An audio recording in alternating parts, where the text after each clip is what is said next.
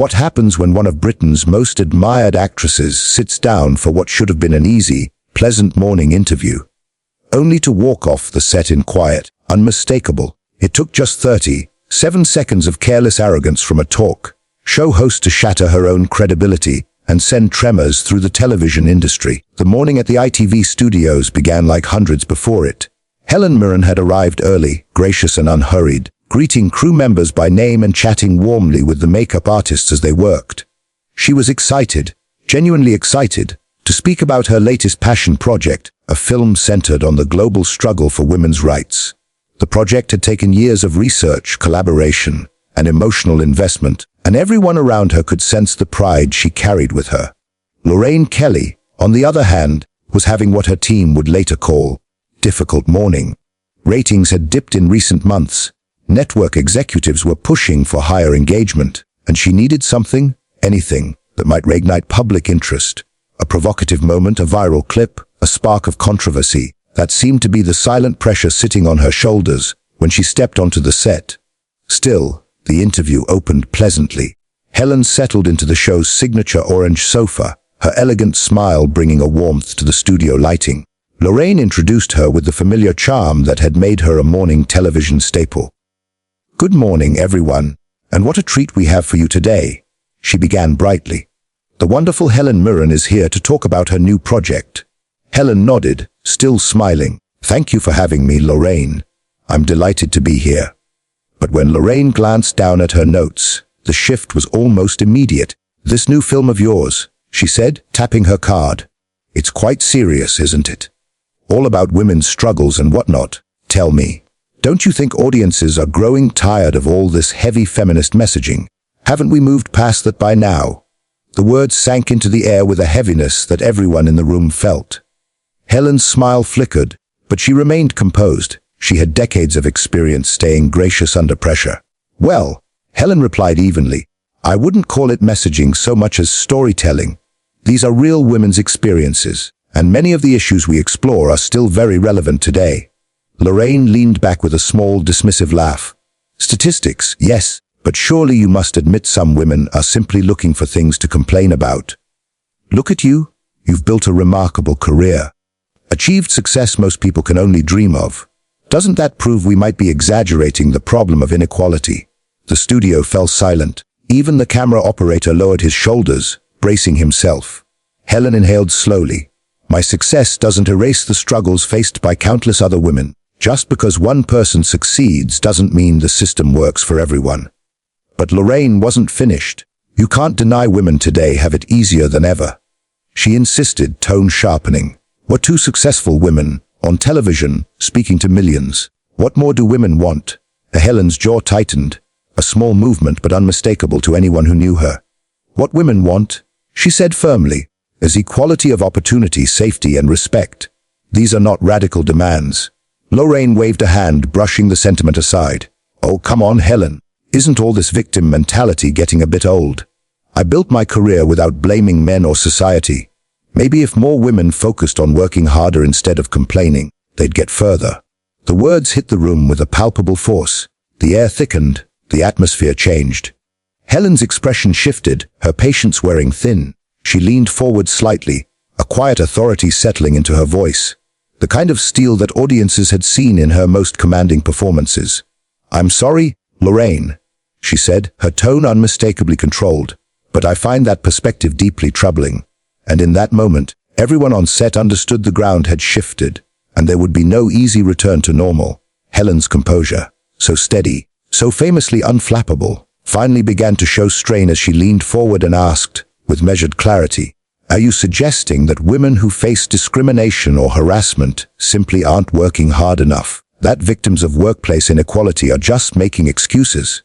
Lorraine shrugged, a gesture so casual it seemed to dismiss decades of research and lived experiences in a single motion. "I'm saying," she replied, as though the matter were obvious, "that successful women like us should be encouraging others to take personal responsibility rather than always looking for someone to blame." The cameras caught every small shift in Helen's expression. The tightening at the corners of her mouth, the faint disbelief in her eyes. For all her years of training, all her mastery of subtle reaction, She could not hide the disappointment that moved across her face. Personal responsibility. Helen repeated slowly, letting the words settle. So when a woman is passed over for a promotion despite being more qualified, that's her fault. When she faces inappropriate comments or behavior in the workplace, she should simply work harder. Is that what you're implying? A flicker of unease crossed Lorraine's features. She had wandered into treacherous territory, but rather than retreat, she pressed forward with the self-assuredness that would soon become her undoing. Look, Helen, she said briskly, I'm not saying harassment is acceptable, but we can't take isolated incidents and use them to paint all men as villains. And we can't pretend every woman who doesn't succeed is a victim of some conspiracy. Isolated incidents. Helen's voice rose. Only slightly, but enough for every head in the studio to turn. Lorraine, research shows that the overwhelming majority of women experience some form of workplace discrimination or harassment. These aren't isolated. They are systemic problems requiring acknowledgement and action, not dismissal. The studio's atmosphere tightened. Production assistants exchanged uneasy glances. A stage manager hovered just off camera, unsure whether intervention was needed. But Lorraine seemed invigorated by the growing tension, as if conflict itself were ratings gold. Oh, research, she scoffed, waving her hand dismissively. Statistics, studies, numbers can be twisted to say anything. The reality is that women today have more opportunities than ever before. Maybe instead of focusing on what's wrong, we should celebrate how far we've come. Helen sat back, her posture composed but resolute. A heavy silence followed, broken only by the hum of studio lights. Before she spoke again, her voice quiet but unshakable. Celebrating progress does not mean ignoring ongoing problems, and dismissing other women's experiences simply because they don't mirror your own isn't just misguided. It's harmful. A flush crept up Lorraine's neck. Rather than take the rebuke with grace, something inside her seemed to snap. The professional mask she had worn so effortlessly for years slipped, revealing a raw edge beneath. Harmful, she echoed with a sharp, brittle laugh. What's harmful is filling young women's heads with the idea that they're victims before they've even tried to succeed. What's harmful is teaching them to see sexism lurking in every boardroom and harassment in every conversation. Helen's hands tightened in her lap, the only outward sign of frustration. Her voice, when it returned, was steady. I'm not suggesting we invent problems. I'm saying we shouldn't ignore them where they clearly exist. There is a profound difference. Is there, though? Lorraine shot back, her tone turning confrontational. Because from where I'm sitting, it looks like you're part of an industry that's made victimhood fashionable. Everyone wants to be oppressed these days, because it gets you sympathy, attention, maybe even awards. The words drifted through the studio like a toxic fog. Crew members froze. Even the sound engineer removed his headphones, certain he hadn't heard correctly. A prominent host on national television had just accused one of Britain's most respected actresses of exploiting oppression for personal acclaim. Helen's response came swiftly and precisely, like a scalpel. That is an extraordinary accusation, Lorraine. Are you implying that women who speak up about discrimination are lying for attention? I'm suggesting, Lorraine said, oblivious to the crater she was creating beneath her own career, that there's an entire industry built around professional victimhood. Look at Hollywood, look at the media. And with that, the interview crossed an invisible line, one from which there would be no return. Look at politics, Lorraine continued, her tone sharpening as though she were delivering a final, triumphant argument. The more oppressed someone claims to be, the more moral authority they're given. She leaned back, as if the logic were unassailable. That's the world we live in now. Helen's voice, when she spoke again, was noticeably colder. So when women come forward about workplace harassment, she said slowly, deliberately, you believe they're doing it to gain moral authority, rather than because they're seeking justice. For the first time, Lorraine shifted uncomfortably, but the defiance in her expression remained. I believe, she said, that some women have learned they can get what they want by playing the victim card instead of earning it through merit. The silence that followed was frigid. Helen simply stared, studying the woman across from her, as if re-evaluating everything she thought she understood about her. Her next words were quiet but razor-sharp. The victim card. That is what you call it when women seek accountability for misconduct. Lorraine leaned forward, adopting the tone of someone explaining a difficult concept to a child. Look, Helen, You're clearly passionate about this topic, and that's admirable. But surely even you can admit that some women go too far. Some accusations are exaggerated, some are false. You must know that. A glint, sharp, unmistakable, flashed in Helen's eyes. The camera operators instinctively zoomed in, sensing a moment viewers wouldn't want to miss. Some accusations may indeed be false, Helen said carefully.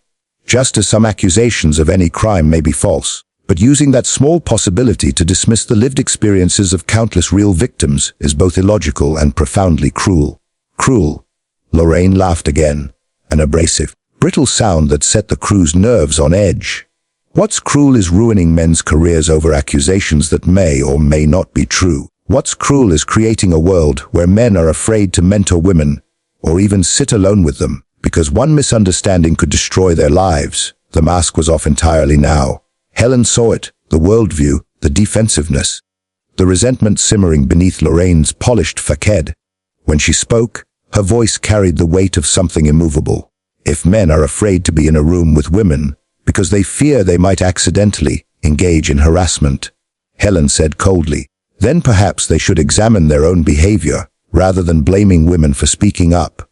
Lorraine's face flushed, deepening from pink to an angry red. She leaned forward, her voice rising. That's exactly the problem. You're saying all men are potential harassers. You're saying women should be believed automatically, no matter what they claim happened. I am saying nothing of the sort. Helen responded, each word sharpened to precision. I am saying that when women report misconduct, they deserve to be taken seriously and have their claims properly investigated. That is not the same as believing without question. And it is certainly not the same as assuming all men are guilty. But that's the effect, isn't it? Lorraine pushed on, completely unaware of how dramatically she was unraveling on live television. Men are guilty until proven innocent now. Their lives can be derailed by a single accusation, while women face no consequences even when they lie. Helen's patience, famous, steady, earned over a lifetime, finally reached its end. When she spoke, her voice carried a quiet fury far more powerful than shouting. Lorraine, the statistics show that false accusations are exceedingly rare, while actual harassment is staggeringly underreported. Your characterization is not only inaccurate, it is dangerous. It harms victims who are already terrified to come forward. For a moment, Lorraine looked as if she might back down, but then she scoffed, waving away Helen's words with theatrical irritation. Statistics again. Honestly, Helen, I think you've been in Hollywood so long you've lost touch with what normal women think. Not everyone wants to be a professional victim like some of those actresses who suddenly remember being assaulted 20 years later, right when their careers need a little boost. The studio fell into absolute, suffocating silence. The camera operator froze mid-movement. A production assistant dropped a clipboard. Nobody breathed. The line had been crossed, not nudged, not brushed, but obliterated. Helen's response, when it finally came, was delivered with a controlled, devastating fury only someone with her craft and her conviction could summon. Helen did not raise her voice. Not at first. She didn't need to. The disgust in her tone was sharp enough. That is absolutely disgusting, Lorraine, she said, each word precise, controlled, and deeply wounded. You're suggesting that women who come forward about assault are lying for career advancement. That's not just wrong. It's vile. A ripple went through the studio, the sort of collective jolt that happens when a line is crossed so blatantly that everyone feels it at once. Lorraine, realizing she had shocked the room but too proud to retreat, stiffened. Instead of apologizing, she lifted her chin and doubled down with breathtaking stubbornness. I'm saying that timing is everything, Helen, she replied, and when these stories conveniently surface, just when someone needs publicity or relevance, well, it makes you wonder, doesn't it? The words landed like a slap. For 37 long seconds, Helen simply stared at her, a silence so heavy the cameras felt like they were leaning in. Her expression cycled from shock to outrage, then settled into something far colder. Determination, resolve, a line drawn in iron. Britain's most beloved actress had heard many things in her career: ignorance, arrogance, even casual cruelty, but rarely something so profoundly offensive spoken so casually on national television. When she finally spoke, her voice was barely above a whisper, yet it carried through the studio with the force of a siren. You are suggesting, she said slowly, that women who have been sexually assaulted are fabricating their trauma for publicity. Do you understand what you just said, Lorraine? Lorraine's face twitched, a flicker of panic in her eyes. She attempted to soften her stance, though her pride kept pulling her back toward the same disastrous cliff edge. No, Helen, I didn't say all women. I only meant that some cases seem suspiciously timed and... Stop. The single word cut through her rambling like a blade. Helen lifted one hand, her gaze unblinking. Just stop talking for a moment and listen to yourself. Her voice now held steel. You are sitting on national television suggesting that assault victims are liars and opportunists. Color drained from Lorraine's face, but she held the same stubborn posture, as though backing down would be more humiliating than the hole she was digging. I think we need to have honest conversations about these issues. Lorraine replied, flustered but defiant. We shouldn't be accused of victim blaming every time we ask reasonable questions. Reasonable questions. Helen repeated. Her voice rose, tremoring with raw emotion. The sound made several crew members flinch. You just implied that women fabricate sexual assault for career benefits. There is nothing reasonable about that statement. Lorraine. It's reprehensible. I think you're overreacting. Lorraine said, a weak attempt at regaining control. All I'm saying is we should examine claims critically without being shouted down by the feminist mob. Helen blinked once slowly. Feminist mob? She echoed. There was a new danger in her tone, colder than before. Is that what you think I am, Lorraine? A member of some mob because I believe women deserve basic human decency. By now, Lorraine's desperation was visible to everyone. She had expected a light, breezy interview. Laughs, anecdotes, maybe a clip from Helen's new film. What she got instead was the professional equivalent of a hurricane, and she was utterly unprepared. Helen, please, she said weakly. I think we're getting off track. This was supposed to be about your new film project. I'm sure our viewers don't want. Don't you dare. Helen's voice sliced the air. Don't you dare call this politics. You've spent the last 15 minutes dismissing women's experiences, suggesting discrimination doesn't exist, and implying assault victims are liars seeking attention. These aren't political positions, Lorraine. They're moral failures. The studio was so silent that even the air conditioning hum sounded intrusive. Lorraine opened her mouth, but Helen continued, unstoppable now. You sit here in your comfortable chair with your successful career, and you have the audacity to tell other women that their struggles aren't real. You minimize their pain, trivialize their experiences, and suggest they're motivated by greed rather than a desire for justice. Lorraine tried to interrupt. No, wait just a minute. I have been in this industry for over 40 years, Helen said, her voice rising.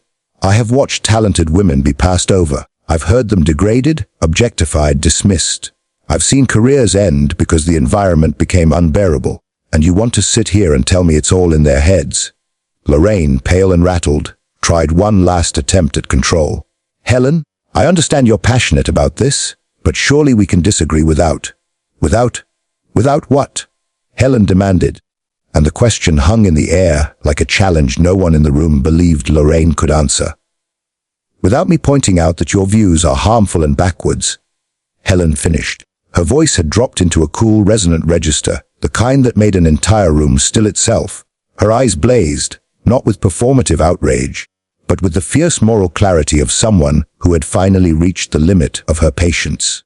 You invited me here to discuss a film about women's experiences, she continued, and when I tried to do so with honesty and dignity, you twisted it into an attack on every woman who has ever faced discrimination or abuse. Lorraine opened her mouth, already defeated, yet trying desperately to salvage control. I was only trying to present a balanced perspective. Balanced, Helen repeated sharply. She stood up so abruptly that the cameras jerked to follow her. The movement alone shifted the energy in the studio. The warm, brightly lit morning show set suddenly felt too small to contain the force she radiated. There is no balance between truth and lies, Lorraine, she said. There is no middle ground between supporting victims and blaming them for their suffering. It was a moment British television had never seen before. Dame Helen Mirren, standing in righteous fury under the cheerful studio lights, turning a casual interview into a moral reckoning. Lorraine remained seated on her orange sofa, looking smaller by the second. Her confidence evaporated, her authority crumbling. You know what the most tragic part of this is? Helen asked, her voice calmer now, though still heavy with emotion. Women who are watching this, Women who have been harassed, assaulted, dismissed, minimized. They are hearing you tell them that their experiences don't matter. They are hearing a successful woman in media suggest that they're lying, exaggerating, or doing it for attention. That's not what I meant, Lorraine insisted. But even she seemed to know how hollow the words sounded. It is exactly what you meant, Helen said with devastating precision. And it is exactly what you said. You don't get to walk that back. You don't get to say the things you've spent the last 20 minutes repeating. Slowly, deliberately, Helen began removing her microphone. The careful motions were somehow more powerful than any dramatic outburst. Proof that she wasn't speaking in anger, but in conviction. I came here today to talk about a project I care deeply about, she said. A project about giving voice to women who have been silenced, ignored, or disbelieved. Instead, I find myself sitting across from someone who embodies the very attitudes that project fights against. Helen, please, Lorraine said, reaching out as though she could still pull the segment back from disaster. Can we just take a moment too? No. The word was absolute. Final. Helen rose to her full height, and even in the pastel-colored set designed for light-hearted chatter, she commanded the room like royalty.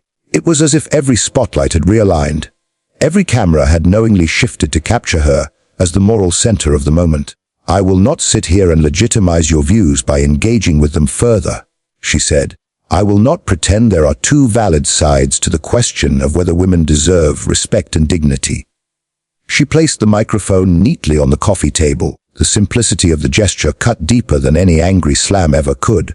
This conversation is over, Lorraine, and frankly, after what I've heard today, I question whether you should be given a platform to spread these views to anyone, let alone millions watching each morning. And with that, Helen Mirren turned and walked off the set. She moved with the same grace and dignity she carried into every role of her legendary career. The cameras followed her until she disappeared through the studio doors, leaving a stunned silence behind her, an absence that felt louder than any speech. Lorraine Kelly sat frozen on the sofa, surrounded by the bright colors of a show that suddenly felt painfully hollow. She looked out toward the silent crew, toward the blinking cameras, toward the stunned faces around her, realizing, perhaps too late, that the interview was ruined, the damage irreversible. The silence stretched until someone finally whispered, "Cut." But it didn't matter. In less than a minute of arrogance and ignorance, Lorraine Kelly had demolished her own credibility. And in the same breath, Helen Mirren had delivered one of the most powerful, principled on-air moments of her entire career, an unscripted performance that no film could rival.